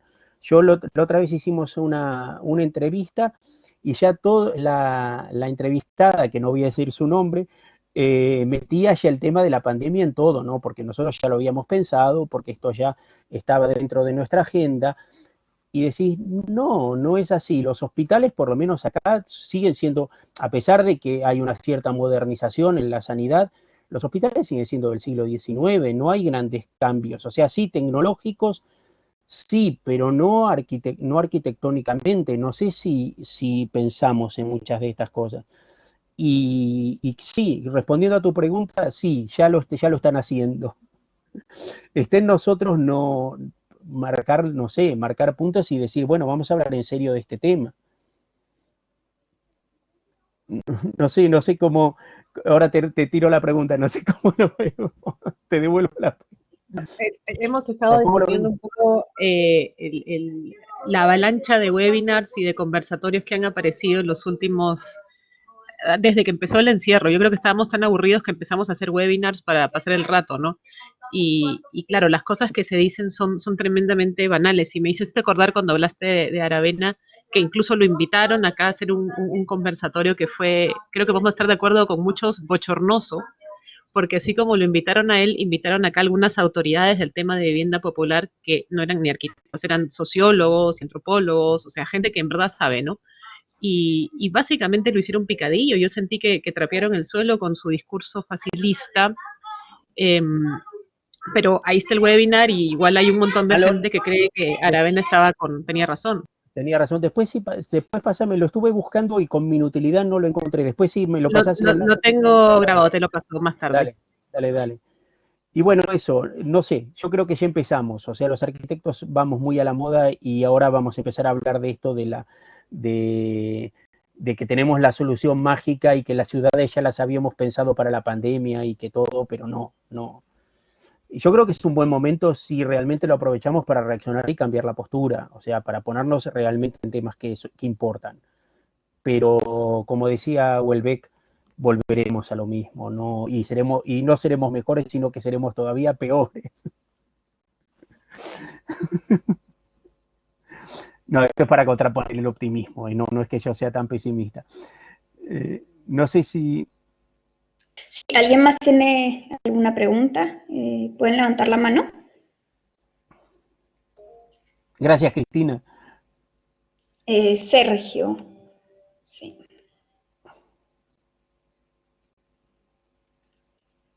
¿Quieres activar tu micrófono? Luego le Muy damos la buenos palabra. días. Hola, ¿qué tal, Sergio? ¿Se me escucha bien? Disculpa. Sí, sí, perfecto. Ya, bien. Yo quería hacerle una pregunta. En su exposición, usted nos muestra una postura frente a lo mediático como un medio que siempre o la mayor parte del tiempo es cínico y manipula la realidad para encajar en el marco de esta ideología dominante. Para los estudiantes, ¿cuál sería el consejo que nos daría para discernir entre lo que es verdaderamente solidario y que bien nos podría servir de inspiración para actuar y lo condescendiente, que nos quita esta capacidad de acción y, bueno, no caer en esto último, ¿no? Me parece muy buena pregunta la tuya, Sergio. Yo creo que es importantísimo el pensamiento crítico, o sea, la mejor forma para no ser manipulado, o sea, ni por mí, o sea, que no tomes lo que te dije como la palabra, como la última palabra, o sea, me parece que muchos de los conceptos que doy son personales míos y son discutibles. Me parece que lo más importante como estudiantes es la formación, el no solamente vivir en el tiempo presente, o sea, conocer bien la historia nos ayuda a entender muchas cosas del presente, tener la mayor cultura posible, por eso, porque si vivimos en este eterno presente, cualquiera que venga nos va a decir que es el inventor, como Aravena hizo creer de que era el inventor de la vivienda incremental, cuando hay una cultura interesantísima en América de cultura incremental, de vivienda incremental, perdón, y me parece que lo mejor para discernir es cultivarse, o sea, o sea, tener un bagaje cultural importante como para poder detectar lo falso, ¿no? Yo creo que vivimos en un tiempo donde tenemos mucha información, pero muy poco conocimiento. Entonces, la información nos llega por todos lados, nos invade, y más ahora todavía, ¿no? Que encima que estamos metidos en nuestras casas y estamos plagados de información, pero nos falta conocimiento. Vivimos en esta posición que yo llamo adanista, ¿no? Donde aparecen tipos que nos cuentan que son los inventores de una cosa que ya existía hace mucho tiempo y que además lo peor de todo es que, no estoy hablando de la vivienda incremental, pero que lo peor de todo es que ya fracasó y nos vienen a contarlo como la buena nueva, ¿no? Esto es gran parte la esencia del populismo, ¿no? Es inventar como real una historia que es completamente inventada. Entonces, creo que la posibilidad de discernir quién está haciendo o quién puede hacerlo bien y quién nos está contando quién nos están contando una historia o quién nos está hablando, de verdad es saberlo uno mismo, ¿no? Tener este termómetro del pensamiento crítico que te ayuda a discernir, y probablemente uno se equivoque, o sea, uno no es infalible, uno puede creer en cosas que después se da cuenta de que no son así, y es más, uno puede postular cosas desde la franqueza y después darse cuenta de que estaba equivocado y que no hay ningún problema en reconocer las equivocaciones. Pero me parece que lo principal, yo lo que le recomendaría a los estudiantes, y ya me estoy haciendo un poco viejo, o sea que consejos no doy, pero alguno puedo dar, es que se concentren realmente en estudiar, en conocer, en saber, y que se dejen fascinar lo menos posible por todo lo mediático, ¿no? Y principalmente yo creo que la ayuda es la historia. O sea, conocer la historia nos vacuna contra un montón de cosas. Y conocerla cabalmente. O sea, esto, para mí, una de las cosas más terribles que están pasando en este momento es esta idea de reescribir la historia. La historia fue como fue, terrible, cruel, pero fue la historia, es nuestra historia común como especie humana. O sea, ahora querer decir de que no fuimos esclavistas, ni racistas, ni matamos a los pobres indígenas. No, lo hicimos, y lo hicimos o lo hicieron nuestras generaciones anteriores o fuimos víctimas de eso. Pero creo que lo importante es esto, lo que nos va a vacunar, y por eso leer mucho, tener mucho conocimiento es el mejor consejo. Nada, muchas gracias, Sergio, por la pregunta, muy buena. Muy amable, gracias. No, por nada. Gracias. Le damos la palabra a Christopher. Hola, ¿qué tal? Hola, Hola, Freddy, ¿qué tal? Christopher, ¿qué tal? ¿Cómo estás? ¿Cómo te va? Quería hacerte una pregunta. Dígame. Uno de los problemas de los que has hablado en la charla tiene que ver con la visión que se tiene de la pobreza, sobre todo de la pobreza de Sudamérica, que es esta visión que se tiene desde Estados Unidos o desde Europa sobre la pobreza. Puede ser producto de la superficialidad de la época o los medios de comunicación, las redes sociales y obviamente los arquitectos y su manera o sea, su idea de mostrarse. Pero me venía la pregunta, ¿cuál crees que es una mejor visión que deberíamos tener desde la arquitectura sobre el tema de la pobreza? No sé si podrías darnos alguna idea sobre eso. Yo mi idea personal es que debemos ser mucho más empáticos. O sea, tampoco es tan cierto que solamente sea una visión desde el primer mundo. O sea, el primer mundo y el tercer mundo ya no tienen un anclaje tan geográfico quizás yo lo expliqué mal en la charla, pero no tienen un anclaje. O sea, hay un primer mundo en el tercer mundo y un tercer mundo. Hoy vemos Estados Unidos que tiene muchas grietas dentro de ese supuestamente primer mundo, que tiene mucha pobreza, que los pobres son casi invisibles dentro de ese contexto, y me parece que en nuestros países pasa un poco lo mismo, ¿no? Que tenemos un primer mundo que mira desde la misma geografía a ese tercer mundo con un cierto paternalismo, ¿no? Y de nuevo, es el mundo construido por el populismo, ¿no? El pobre de por sí es pueblo y el pobre de por sí es bueno. Y no es verdad. Cuando la gente que estaba en la Torre de David no era había gente seguramente buena o con buenas intenciones, y había gente mafiosos. O sea, no eran por ser pobres, eran buenos.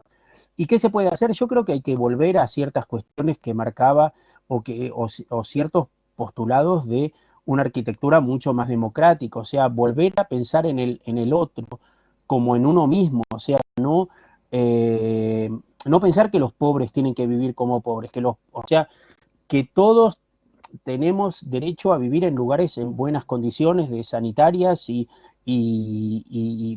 arquitectónicas. Esto de la puesta en valor de la vivienda autoconstruida, de la vivienda de los barrios pobres, me parece que es un gran error. O sea, la gente vive ahí porque no le queda otra, no es que viva ahí por placer. Habrá alguno que le guste, pero si se lo cambias por una vivienda digna, realmente digna, no una vivienda donde hacinar a la gente, yo creo que esto puede cambiar. Es utópico, no es, o sea, es hacia donde debemos tender. No digo que el día de mañana vivamos en una sociedad tan democrática que todos tengamos los mismos derechos, pero me parece que desde el punto de vista de la arquitectura es una profesión que tiende a ser bastante clasista, y me parece que debemos romper con estos postulados. O sea, creo que en América, que en Iberoamérica se hicieron muchas cosas que están muy bien. ¿Por qué entonces la estrella termina siendo un tipo que hace las cosas que están muy mal? O sea, lo de Aravena está muy mal. Es realmente un pensamiento clasista. O sea, el pobre tiene que seguir siendo pobre siempre.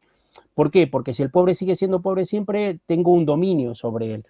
Y me parece que hay que cambiar esta dinámica. Y la arquitectura la debe ir cambiando de a poco. O sea, no puede, como en el mundo tal cual está organizado hoy, es muy difícil cambiar con esta dinámica, pero con que todo el mundo ponga eh, una pequeña posibilidad de cambio, y desde las universidades se enseñe a realmente a respetar al otro. Me parece que Previ, no sé para ustedes, pero para mí es un buen ejemplo, quizá utópico, pero que se hizo en su momento y que podía funcionar. Es muy diferente a la Quinta Monroy de Aravena, a pesar de que él diga que él está haciendo un Previ 2. Y creo que hay ideas o arquitectos que trabajaron este tema mucho mejor. Y me parece que hay que recuperar esas cosas y que a los estudiantes hay que enseñarles eso, hay que volver a estudiar la historia del siglo XX, donde hubo cosas malas, pero que hubo cosas bien hechas. Y esto, y de nuevo, no querer que el pobre sea eternamente pobre, ni que el pobre viva como pobre. O sea, no, vamos a cambiarla de a poco, o como se pueda. No sé si te contesté, no sé si fui demasiado preciso, No, está Cristian. perfecto. Sí, he tomado apuntes de todo. Muchas gracias. No, de nada, encantado. Gracias. ¿Alguien más quiere hacer alguna intervención? Nadie, me parece que los dejé a todos muertos. ¿A todos muertos? Fina. Adelante, Yo, adelante. porque si no quieren hacer preguntas, me voy a meter un poquito más. Una, Eh, una idea medio suelta, ¿no? En realidad, excepto algunos ejemplos del siglo XX, de repente Previ es uno de esos en los que el arquitecto ha hecho vivienda y la ha hecho bien. Yo creo que en la mayoría de casos el arquitecto haciendo vivienda ha sido un gran fracaso. El arquitecto hacía catedrales, hacía castillos, era un profesional que siempre ha sido elitista. Sí, sí, Y de servía a las repente élites.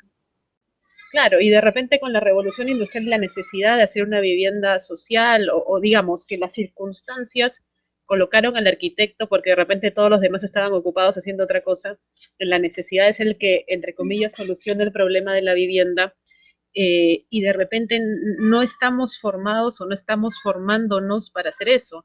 ¿Qué se enseña en los talleres de diseño? Hacer un hospital, hacer un museo, hacer un centro cultural, cosas que probablemente no se puedan hacer o la mayoría de arquitectos no puedan hacer una vez que salgan.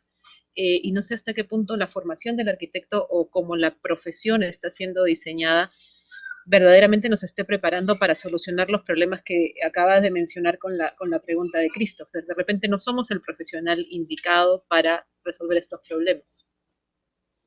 Pues, no, no, estoy totalmente de acuerdo. O sea, no tengo ¿qué tenemos que hacer? ¿Reinventar la profesión o crear otra profesión que sea realmente de gente que es verdad, es que es totalmente cierto lo que decís. El arquitecto trabajaba para las élites, trabajaba para los nobles, para la burguesía después y para la iglesia y claro, en un momento había que hacer viviendas para ubicar a la gente para que trabaje en las fábricas cercanas, en los lugares cercanos. Claro, y no lo sabemos, es verdad, no lo sabemos hacer del todo bien. Supongo que iremos que con una cierta concientización de nuestra, o toma de conciencia, me parece que es una brutada, con una cierta toma de conciencia podremos avanzar en este tema.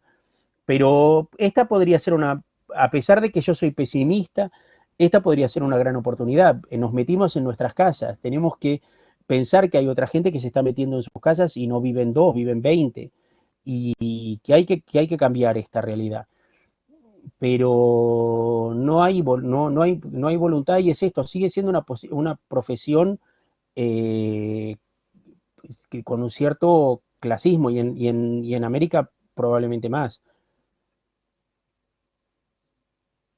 No sé, no sé, dejo abierto a tu opinión. Yo no lo sé, Previ, porque es una pregunta, ¿no? Porque claro, ahora cuando los arquitectos hablan de reinventar la vivienda, si tú te fijas en las viviendas desde los primeros excavaciones arqueológicas siguen siendo casi la misma cosa. O sea, uh-huh. no es por eso. Yo creo que la gente andaba mejor sin arquitectos a la hora de hacer Quizá, vivienda. quizá, Ahí soy quizá, muy pesimista yo también. quizá, o inventar la profesión de algo que sea gente que realmente sepa hacer esto, ¿no? Sepa construir lugares donde habitar. Pero sí, yo creo que debemos replantearnos la forma en que enseñamos también en las universidades. Me parece que es importante. Todos, y yo creo que más los de nuestra generación, ustedes son un poco más jóvenes que yo, pero los de nuestra generación, no sé si estamos dando ese paso adelante. Eh, Me parece que debemos cambiar ciertas cosas, ¿no? Porque seguimos haciendo arquitectura, ojalá hiciéramos, yo creo que hacemos más museos, cosas que ahora se nos antojan bastante más superfluas que hace 5 meses, ¿no? Pero, bueno, no sé.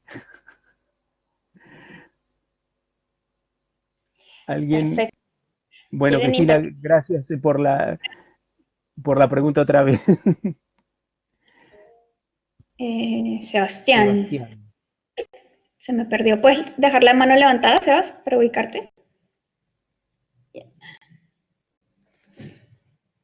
Hola, Sí. sí, meterme en la conversación final, de así de costado, saludar a todos, saludar a todos los involucrados. Me pareció muy interesante la conversación que se ha armado entre Cristina y Freddy.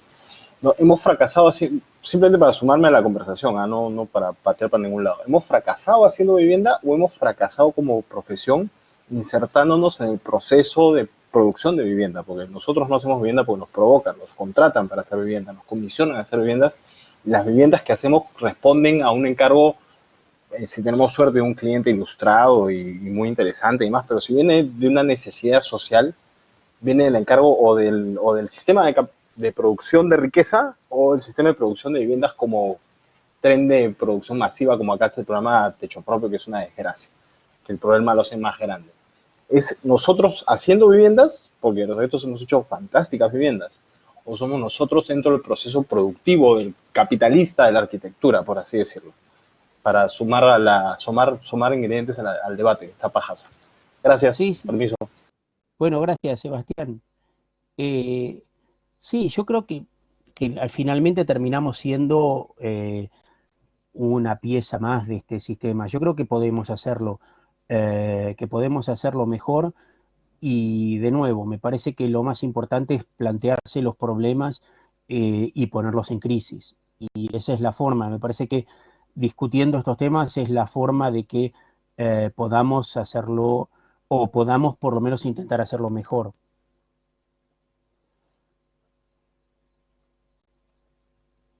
Bueno, no sé si hay alguna... Eh, No, de nada, Sebastián. ¿Alguien más? Quique, por favor, adelante. Sí, Hola, bueno, Enrique, ¿qué tal? ¿qué Bueno, tal? crítica. Bien, muy bien, muy bien. Bueno, espérate que entro bien. Bueno, Freddy, muy contento, la verdad, he escuchado con mucha atención. Ahora te veo, que Tu antes no te trabajo, veía. ¿Qué tal? ¿Cómo estás? sí, sí, sí, bien, bien, bien. No, la verdad que has abierto el espacio de la crítica, que es un espacio realmente que nosotros siempre insistimos, siempre hay a veces temor, ¿no? A expresarse, y yo creo que lo que has dicho, cosas que comparto mucho, ¿ah? En muchas cosas, y en otras, evidentemente, he tomado nota, ¿no? Porque me ha parecido súper importante, me ha encantado esta idea de buen salvaje, por ejemplo, ¿no? Esta lectura un poco... Espero no haber ofendido a nadie, pero es No, así. no, no, hay alguno por aquí que también postula esas ideas de ser un poco, acá en el Perú se dice el bridge, un poco un brichero así de presentarse como un personaje, digamos que un tanto pintoresco, ¿no? Pero Sí. sí, eso existe en varias partes y como dices tú, hace una tendencia en la última década, ¿no? Yo creo que la lectura que has hecho de estos últimos 10 años ha sido sumamente interesante y quiero agradecerte a ti, agradecer a los profesores de PFC y a todos los alumnos que están, porque realmente nuestra escuela de arquitectura pues se estimula mucho, ¿no? Se estimula mucho cuando vienen este tipo de conferencias que apuntan a un espacio que es el espacio de la crítica. Por lo general, los profesores de historia y de teoría vamos bien en ese orden, haciendo historia, haciendo teoría, y a veces cuando entra la crítica todo el mundo hace silencios, y la crítica es necesaria, ¿no? La crítica alturada, la crítica responsable, la crítica prudente, fundamentada, hace que la carrera avance. Y creo que nos has dejado una pica en Flandes, ¿no? Esta conferencia Bueno, va a dar me alegro. va a dar mucho que hablar en los próximos días, vamos a tener mucho que comentar. Y bueno, yo quería agradecerte, disculpa que me he interrumpido porque tengo que escapar a una reunión que tengo en unos minutos, pero no quería dejar No, de estas cosas y agradecerte nuevamente y mandarte un abrazo a la distancia, ¿eh? bueno, muchas gracias por la invitación, en serio, y bueno, aquí me tienen para lo que necesiten. Gracias nuevamente, ¿eh? Bueno, y yo me despido con todos, tengo que marchar a otras labores, así que Muy bien, que estén muy bien. Gracias por todo. Bueno, hasta luego, Enrique, hasta luego. Gracias, Quique. ¿Alguien tiene alguna otra consulta?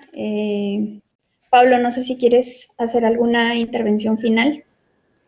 A ver, no me gustaría que fuera la final, pero sí me gustaría que Freddy comente un poco esto, porque también, igual que nosotros, Freddy es docente y también está en contacto con esta generación con la que, a ver, yo no me sentía muy distante de mi generación de estudiantes hace 10 años, pero ahora sí me siento un poquito más distante. Y, y sí hay una cuestión como este enfoque de la crítica, o esta aproximación a la crítica, que la vi cada vez desaparecer más, ¿no? O por lo menos la valoración de la crítica, la vi ir desapareciendo. Y, y es como que terminó siendo mal vista, ¿no? Por lo menos acá creo que ha sido desde un buen tiempo mal vista la crítica o la postura crítica. Y entre los alumnos también veo esa falta de crítica, o sea, no sé si tú ves un panorama semejante en España, me imagino que por una cuestión Totalmente, generacional puede que sí. totalmente, ¿no? Yo creo que a veces yo hablo, o creo que todos hablamos y estamos pensando, nos estarán entendiendo porque no sé si estamos diciendo cosas que a los jóvenes a los jóvenes que les interesa, ¿no? O si estamos hablando de temas que realmente eh, no son interesantes para nosotros y no son interesantes para ellos. Eh, Igualmente veo una falta, y es lo que decía, ¿no? Probablemente es un gran problema de nuestra generación, cuando vemos a la gente más joven y pensamos, bueno, esta es una generación que solamente se queja, ¿no?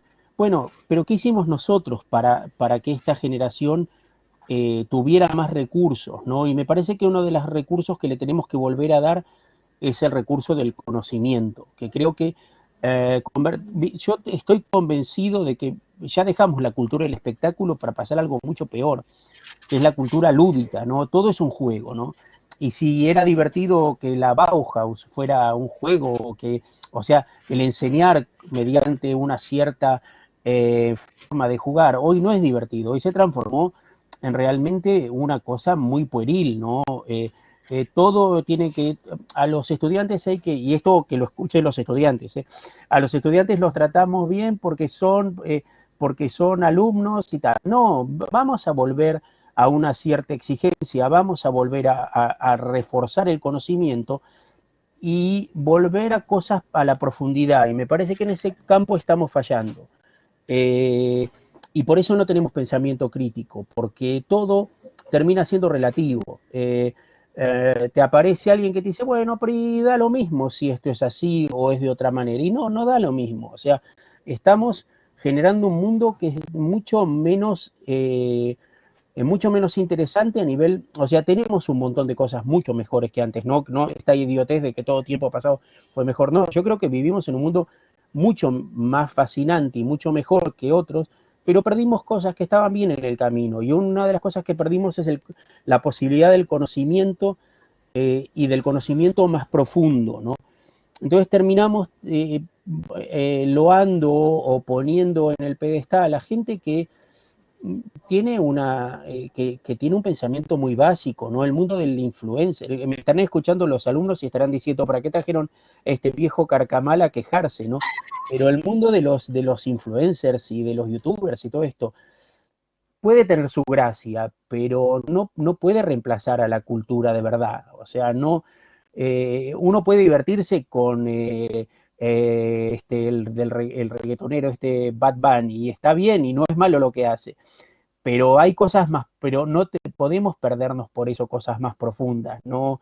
Eh, y me parece que en ese campo estamos siendo demasiado permisivos en dejar que este mundo nos lleve por delante por miedo a dejar de ser actuales, ¿no? Si exijo, si pido un pensamiento más sólido, soy viejo. Si me quejo de las cosas es porque soy un viejo amargado. No, puede ser que el mundo, uno viendo, después de haber vivido más de 50 años en este mundo, viendo cómo va la cosa, no le guste del todo.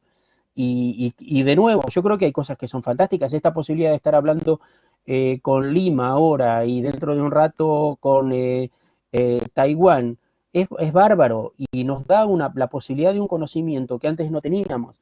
Pasa que esto se llenó de ruido y hay que empezar a ayudar a las generaciones más jóvenes a pulir un poco ese ruido, ¿no? Es esto, el reggaetón está bueno, pero mucho reggaetón no se cansa. A mí ahora me está gustando algunas cosas. No sé, me parece que debemos, que estaría bien usar este tiempo. A ver a Cristina, que ahora me dice que le gusta mucho Bad Bunny, Mira, ¿no? yo tengo un veto. Pero no, lo que quiero hacer es, lo que pasa es que por interno Sebastián Ortiz, que es un alumno de la universidad, quiere hacerte una pregunta, pero dice que su audio está muy malo y me ha pedido que la haga Ah, por él. bien. ¿Ok? Te la voy Sí, sí, a dale. leer. Es buena. Que habla que en la Quinta Monroy, Aravena creó el escenario y mostró que fue diseñado también por los que habitarán el espacio. Y él se pregunta que, claro, representa o quiere representar una realidad sudamericana. La pregunta es, ¿de repente no se debería conocer más la perspectiva del que habita el espacio y, por ende, la crítica no debería ser por ese lado, por el lado del que habita el espacio? No sé, yo lo pondría, no sé si es buena la respuesta, pero yo lo metería a Aravena a vivir un par de meses en la Quinta Monroy y a ver si ese espacio le gusta o prefiere su casa con comodidades y con... Para mí, la Quinta Monroy no es un problema que exista, el problema es que se la ponga de ejemplo. O sea, la Quinta Monroy no está buena, es el chabolismo o la vivienda precaria transformada en un ícono. Yo creo que nadie, o sea, no te puede gustar. Si a vos te dicen, anda a vivir en una casa que esté bien, o viví en una casa de la Quinta Monroy, yo creo que nadie se lo pensaría, ni el que vive en la Quinta Monroy, o sea, nadie vive en la Quinta Monroy porque quiere, creo yo, no sé, a menos de que esté muy pido. No creo que no aporta nada de más a la arquitectura, no genera espacios interesantes, no genera espacio público, está mal construida, no le veo ninguna bondad, no sé, no estuve, lo confieso, nunca estuve en la Quinta Monroy, pero me gustaría ir a verla de primera mano porque me parece que debe ser mucho peor de lo que me imagino.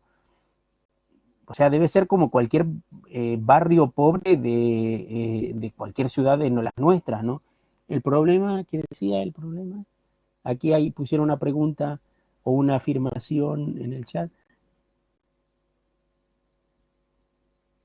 Te la leo, sí, el problema no es que exista, es que sea ejemplo. Así está Sí, la es que es charla. ejemplo, sí, es que estoy más ciego que... Esto también son cosas de la edad. Sí, claro, primero que existe es un problema para el que la habita, ¿no? Y el pobre tipo o persona que compró esto hipotecándose la vida para comprar una vivienda que le prometieron que iba a ser... Esto lo dice Aravena, ¿eh? Él vendió el sueño de la clase media, o sea, él te vendía esta casa diciéndote, vos sos pobre, pero con esta casa vas a construir lo que te falta y tendrás una casa de clase media. O sea que es una estafa en todos los sentidos. Y lo peor es que alumnos míos, yo estoy en cuarto año y recibo muchos alumnos de intercambio, de programa Erasmus y esto. Y alumnos que vienen de Finlandia, de Dinamarca, te dicen que es buenísima la Quinta Monroy. Entonces hay un problema muy grande de si ustedes tienen buena arquitectura social, que realmente en algunos países, en España también hay buenos ejemplos de arquitectura de bajo coste y arquitectura social. ¿Cómo vas a tomar de ejemplo eso? Es que no se entiende. ¿Por qué? Porque en este caso el relato superó a la propia realidad. Los hechos ya no importan. Lo que importa es cómo se cuentan los hechos. Claro, vende una especie de sueño, sí, sí, totalmente. Está prometiendo una cosa que no se cumple y aparte van y le dan el Pritzker. El Pritzker tampoco es garantía de nada, ¿no? Lo da una compañía de hoteles, pero es como lo de los restaurantes que lo da una fábrica de neumáticos, ¿no? Las estrellas Michelin o Michelin. Entonces, claro, no sé, quizá la discusión pasa por decir, vamos a hacer otra cosa, vamos hacia otro lado. Claro, todo esto que comentas también pasa por una responsabilidad del profesor de poder despertar un poco al alumno, desmitificar estos grandes Star Architects. Sí, totalmente. Sí, sí, sí. Realmente charlas como estas ayudan a que el alumno que está acostumbrado a ver estos referentes de todas estas plataformas, pues vaya un poco más allá, ¿no? A tratar de entenderlo. Espero, mi idea es movilizarlos a pensar, principalmente. Sí. Que no piensen, o sea, esto no es un sermón, no piensen como yo, piensen, eso es lo importante. Claro que sí. No sé si tenemos alguna reflexión, algún comentario más.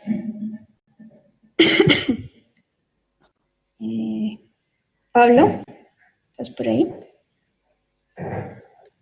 Creo que Pablo Sí, sí, sino que también igual estamos por reingresar a la clase que nos toca el taller. Ah, bien, No, los dejo. nada, Freddy, para agradecerte, encantados de tenerte acá. Contar Bueno, contigo siempre. bueno, Sí, Freddy, encantadísimo. encantados. Bueno, muchas gracias a Muchísimas ustedes por gracias. invitarme y muchas gracias a todos los que están del otro lado por haber tenido la paciencia infinita de escucharme. Muchas gracias.